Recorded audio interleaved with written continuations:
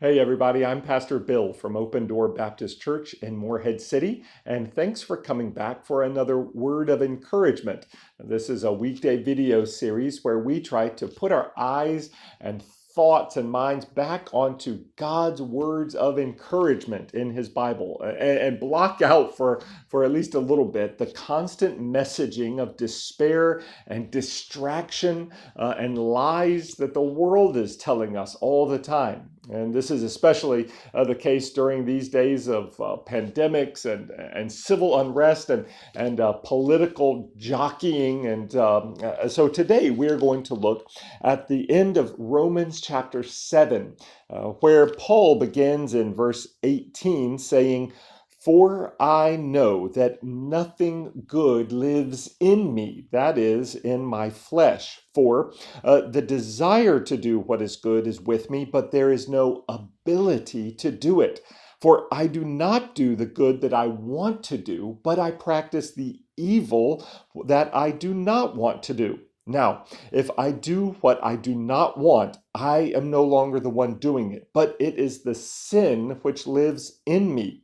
So I discover this principle. When I want to do what is good, evil is with me.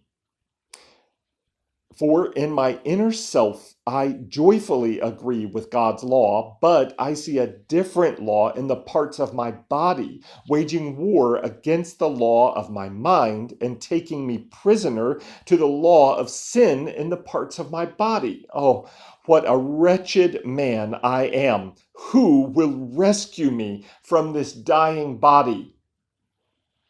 I thank God through Jesus Christ our Lord.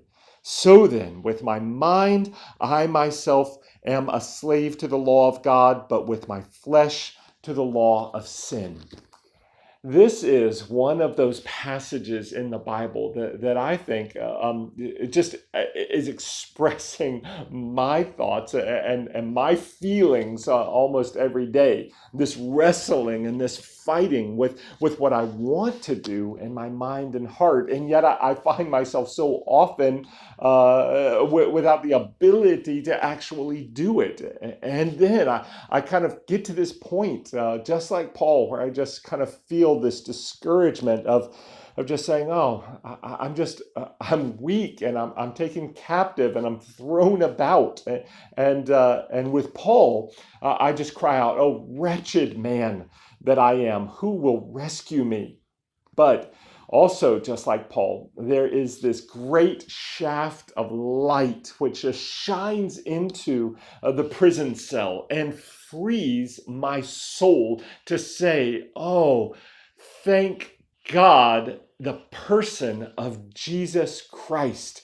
He is my rescuer. He is the one who comes and rescues me and wins the battle that I am not able to fight to victory. He is the victor, and I am able to just follow in his train, as it was, to lead me out of the dungeon and the captivity that I am in to sin. I am no longer under the power, I am no longer powerless, I should say, to sin, but instead my King Jesus has come.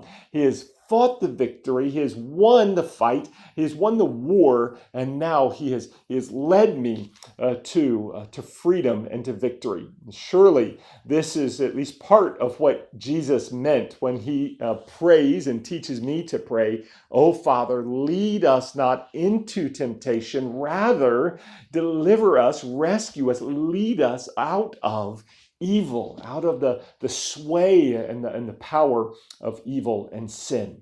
Well, I do hope that this example of Paul and myself even is an encouragement and also a motivation for you today to fight against your sin, fight that war, knowing that Jesus has already won this war against sin.